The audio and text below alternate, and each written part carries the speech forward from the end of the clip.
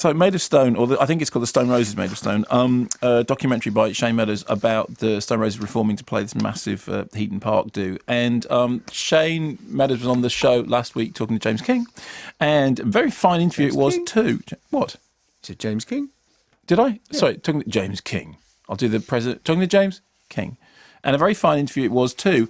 And as much as this is a documentary about the Stone Roses, it's a film about how much Shane Meadows loves the Stone Roses, and indeed how much an entire generation loves the Stone Roses, and on one occasion, how much an entire generation and their sprogs apparently do. Here's a clip. I listen to all the music. Yeah. Can you name a song? I know it. Go on then.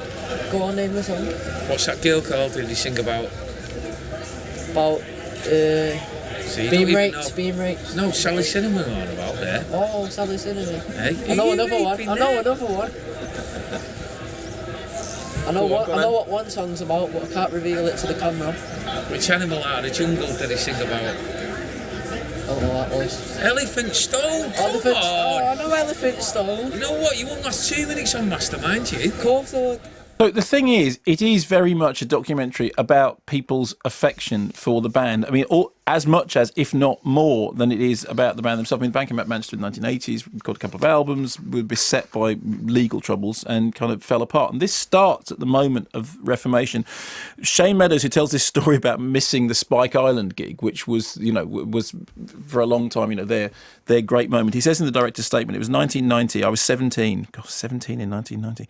I had a ticket for Spike Island. For someone from a town like Uttoxeter, this was a very big deal. But the night before the gig, I misbehaved myself and had the most horrendous hangover, basically. For some reason, I gave away my ticket to some bloke I met in the street. I woke up the next morning, realised what I'd done, but the bus had left and I realised I wasn't going to Spike Island, which is such a Shane Meadows story. So this starts at the moment of Reformation, the moment the band get back together. And in fact, Radio 5 Live's entertainment correspondent Colin Patterson is there asking the key question, which is when the band are all brought together to announce they're about to say. He says to John Squire, he says, "Now, what would you like to say about the fact that you were quoted only recently as you did a work of art that said, 'I have no desire to desecrate the grave of one of the greatest bands of all time'?" So it's a very pointed question, and actually produces one of the few sort of pointed and bristly moments in the documentary.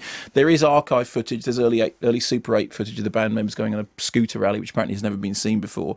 There's some toe curling television interviews, which are, in which they're being asked completely unanswerable questions, and they are not answering them in a way which is quite funny. There is one hilarious piece of footage in which there's footage of Hume in Manchester, Hume Estate in Manchester, and which is because where I used to live. And at one point they literally got this camera, and there's Hume, and this voiceover says the presence in Hume.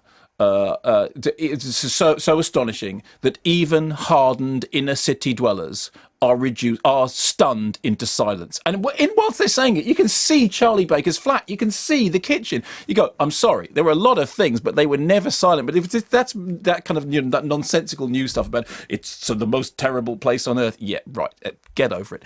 And so you've got all that stuff in the background, which is kind of interesting. But the main body of it is the film of them rehearsing and coming back together again, learning to play the songs again. And it was, from my point of view, I mean, I've always said that the mark of a good music documentary is that the film should be interesting whether or not you like the band. And I mean, I was never a Stone Roses fan. I don't own a single Stone Roses record. I mean, I'm not being funny about this. You're a pop music DJ. You must own the Stone Roses back catalogue, I presume. No.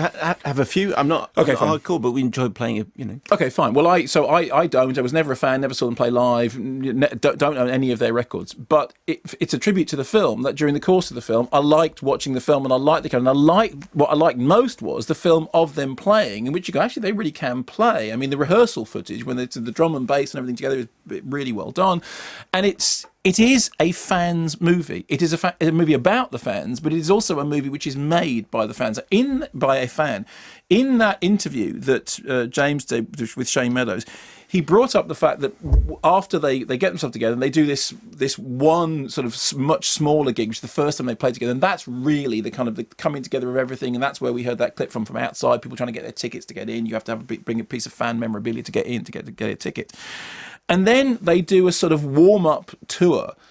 And during the course of the warm-up tour, there is a falling out and the drummer falls out and everything falls out. Now, this is the moment at which, a more standard rock doc would have gone, okay, fine, let's get in there, let's get right in the huddle and find out what happened. Why did the drummer walk off? Why did the singer bad-mouth him in such a way? In fact, what happens is Shane Meadows cuts to himself in a hotel room in which he says, look, this is really bad. Everything's gone really badly wrong. They don't want me around at the moment. Obviously, the last thing you want is somebody sticking a camera in your face. I'm off. And then the next time we pick up, everything's sorted out. Now, for some people, you might think of that as kind of frustrating. I want to see all the, maybe if you think of a film like, Andy Timler's Dig, in which it was nothing but arguing and rowing and fighting on stage and all that stuff. This is completely the opposite. It's like it's not really interested in the fractiousness. It's not really interested in muck raking. It's not really interested in getting... It's not a film which is interested in the disharmony. It's a film which is interested in the harmony, which sounds to some extent like it being kind of, hippy-dippy in a way which would make it uninteresting. But actually, it's a film made by somebody who loves the music and wants the music to be played and is just clearly thrilled to even be around the possibility of that happening. And so what you get is this, rather than a documentary, you get a love letter to the band. And if I'm going to have a love letter to a rock band written by anybody, I want it to be written by Shane Meadows. And, his tears of joy are in the film. And for me, more than it being a film about Stone Roses, it's a Shane Meadows film that I have such affection for Shane Meadows as a filmmaker. I think he's a terrific filmmaker. And I think it's quite brave to make a film which says, you know what? I really like this band. And that's the thrust of what I'm doing, rather than I really like this band, but there's all this murky stuff in there. And the thing I'd compare it to, although I think Oil City Confidential is a better film, because I think Oil City Confidential is almost the kind of the high watermark of all those music docs. But I made the same point, which was you could not care about Dr. Feelgood, not care about Wilco Johnson, not care about any of that stuff, although actually I can't imagine anybody doing that. But you could still watch Oil City Confidential and go, this is a great film.